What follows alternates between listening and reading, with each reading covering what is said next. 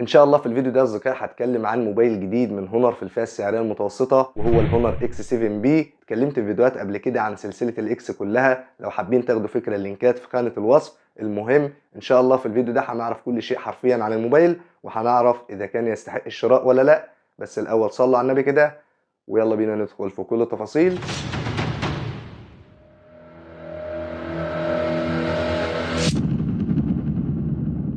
اهلا بيكم من جديد في عالم الموبايلات. هبدأ معاكم اولا بالمواصفات العادية للهونر اكس 7 بي، والبداية مع التصميم. الموبايل مصنوع من خامات بلاستيكية بالكامل، سواء الظهر او الاطار الجانبي، وطبعا الواجهة مصنوعة من الازاز. اما ابعاد الموبايل، الطول 166.7 مللي والعرض 76.5 مللي، اما سمك الموبايل 8.2 مللي والوزن 199 جرام. التصميم رائع وشيك ومفيهوش اي مشاكل. طبعا الموبايل بيدعم شريحتين اتصال 4G، وبيدعم تركيب كارت ميموري لحد 512 جيجا بايت علشان تزويد المساحه الخارجيه. والموبايل بيدعم بصمه الاصبع موجوده على زر الباور، وبيدعم بصمه الوجه او خاصيه الفيس انلوك التعرف على الوجه. والموبايل بيدعم خاصيه NFC للدفع الالكتروني الذكي او نقل الملفات عن قرب، وبيدعم خاصيه الاوتو جي لنقل الملفات عن طريق فلاشه خارجيه من خلال منفذ الشحن. والموبايل بيدعم سماعات الستيريو خارجيه علشان تجربه الصوت تكون واضحه ونقيه، وبيدعم منفذ سماعات الاذن سماعات الهاند فري. والموبايل بيدعم محرر الصور والفيديو والمستندات، وبيدعم تشغيل الصوت والفيديو باكتر من صيغه. اما نظام التشغيل اندرويد 13 مع واجهه ماجيك 7.2. وعلى فكره الموبايل بيدعم خدمات جوجل بلاي. دي المواصفات العاديه للهونر اكس 7 بي. نيجي بقى للمواصفات الرئيسيه واللي من خلالها بتقرر هتشتري الموبايل وبتحكم على الاداء. واولا البطاريه، واللي بتكون قويه بسعه 6000 ملي امبير، وشاحن سريع بقوه 35 واط، ومنفذ الشحن تايب سي. وهي نفس البطاريه اللي موجوده في السامسونج جالاكسي ام 34 واللي اتكلمت عنه في فيديو، لو حابين تاخدوا فكره اللينك في خانه الوصف. وبشكل عام البطاريه قويه وهتدوم لوقت طويل في كل الاستخدامات، سواء كنت بتلعب على الموبايل او بتستخدمه في اي استخدام انت عايزه.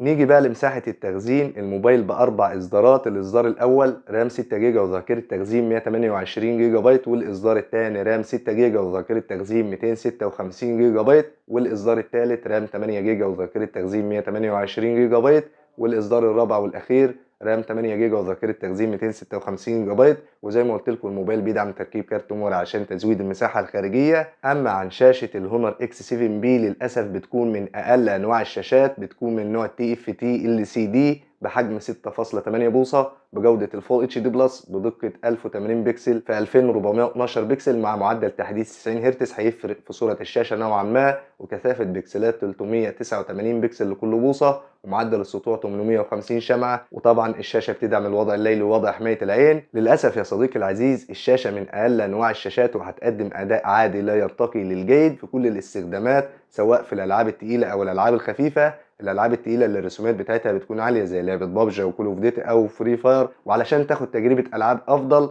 قلل اعدادات اللعبه قبل ما تبدا. اما الشاشه في الاستخدامات العاديه هتقدم اداء كويس ما فيهوش اي مشاكل. بنشوف سامسونج في نفس الفئه السعريه عملت موبايل بشاشه سوبر اموليد، يعني في الاستخدامات التقيله او الالعاب التقيله موبايل سامسونج بيقدم اداء ولا اروع. وزي ما قلت لكم لو حابين تاخدوا فكره عن الجالاكسي ام 34، لينك المراجعه في خانه الوصف. نيجي بقى لأداء الموبايل. المعالج ظروفه قوي ولا ضعيف؟ تعالوا كده نشوف مع بعض. المعالج يا أصدقائي بيجي من شركة كواليكوم سناب دراجون 680 4G ثمان النواة بدقة تصنيع 6 نانومتر. المعالج هيكون موفر في الطاقة. أما المعالج الرسومي أدرينو 610، المعالج يا صديقي رغم إنه قديم ولكن هيقدم أداء كويس في كل الاستخدامات، سواء في الألعاب أو حتى في الاستخدامات العادية زي الإنترنت أو مشاهدة الفيديوهات أو الصور. وكمان في التصوير بيقدم أداء كويس مفيهوش أي مشاكل.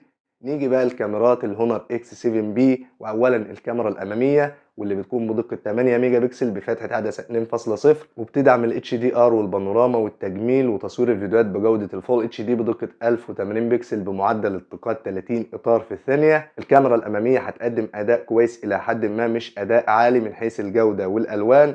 اما الكاميرات الخلفيه في الموبايل بتكون ثلاثيه مع فلاش ليد. الكاميرا الأولى والأساسية بدقة 108 ميجا بكسل بفتحة عدسة 1.8. أما الكاميرا الثانية بدقة 5 ميجا بكسل للتصوير الواسع ألترا وايد بفتحة عدسة 2.2. والكاميرا الثالثة والأخيرة بدقة 2 ميجا بكسل للعزل والبورتريه بفتحة عدسة 2.4. وطبعا الكاميرات الخلفية بتدعم أوضاع ال HDR والبانوراما والتصوير الليلي والتعرف على المشهد بالذكاء الاصطناعي والتركيز التلقائي والالتقاط المتتابع وإشارة الكف والمؤقت الذاتي، وبتدعم تصوير الفيديوهات بجودة الفول اتش دي بدقة 1080 بكسل بمعدل التقاط 30 إطار في الثانية. الكاميرات الخلفية من أهم مميزات الموبايل وهتقدم أداء رائع من حيث الجودة والألوان، ولكن يعيبها إنها مش بتدعم تصوير الفيديوهات بجودة ال 4K زي ما بنشوف بعض المنافسين في نفس الفئة السعرية. نيجي بقى لألوان الهونر اكس 7 بي. الموبايل بثلاث ألوان، بالأسود والأخضر والفضي زي ما هو واضح قدام حضراتكم. نيجي بقى لفتح علبة الهونر اكس 7 بي. بيكون موجود في العلبة الموبايل وعليه سكرينة من الشركة، وموجود راس الشاحن وكابل يو اس بي وجراب في بعض الأسواق، وموجود دليل البدء السريع وشهادة الضمان على حسب الأسواق. ده بالنسبة لمحتويات علبة الهونر اكس 7 بي. نيجي بقى للخلاصة واللي من خلالها هتعرف إذا كان الموبايل يستحق الشراء ولا لا، هيقدم قيمة مقابل سعر ولا لا. من الآخر كده يا صديقي العزيز، الهونر اكس 7 بي مش أفضل حاجة بالنسبة للفئة السعرية، في موبايلات تانية افضل بكتير منه. لو انت عايز موبايل للالعاب ما انصحكش بيه، وبرضه لو انت عايز موبايل للتصوير والاستخدامات التقيلة ما انصحكش بالهونر اكس 7 بي. دور على موبايل تاني في نفس الفئة السعرية، في موبايلات افضل بكتير. ده الموضوع بمنتهى الصراحة وبكل شفافية. نيجي بقى لاخر حاجة ودي اللي هنهي بيها الفيديو، وهي سعر الهونر اكس 7 بي. هقول السعر بالدولار وفي بعض البلدان العربية، ولو انتوا حابين تعرفوا السعر بأي عملة سيبولي تعليق وهرد عليكم فورا. سعر الموبايل بالنسبة للنسخة الأولى رام 6 جيجا وذاكرة تخزين 128 جيجا بايت بحوالي 250 دولار أمريكي، يعني بالمصري 7725 جنيه، وبالسعودي 940 ريال، والسعر بالأردني 177 دينار، والسعر بالكويتي 77 دينار، والسعر بالعراقي 328250 دينار. اما سعر الموبايل بالجزائري 33695 دينار. ده بالنسبه لسعر نسخه الرام 6 جيجا وذاكره تخزين 128 جيجا بايت. نيجي بقى لسعر نسخه الرام 8 جيجا وذاكره تخزين 128 جيجا بايت بحوالي 280 دولار امريكي، يعني بالمصري 8650 جنيه. اما السعر بالسعودي 1050 ريال، وبالاردني 198 دينار، وبالكويتي 85 دينار.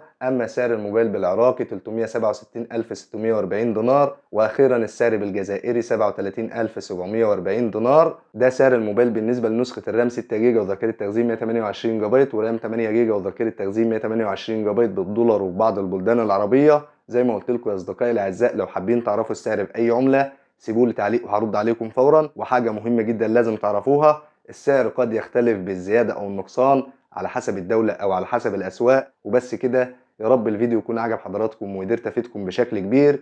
ما تبخلوش على اخوكم بالدعم، لايك للفيديو واشتركوا في القناه وفعلوا الجرس لو بتشوفوني من على اليوتيوب. اما لو بتشوفوا الفيديو من على الفيسبوك، لايك للفيديو ومتابعه الصفحه. في النهايه ما تنسوش تصلوا على النبي. اشوفكم على خير في فيديوهات جديده ان شاء الله. سلام.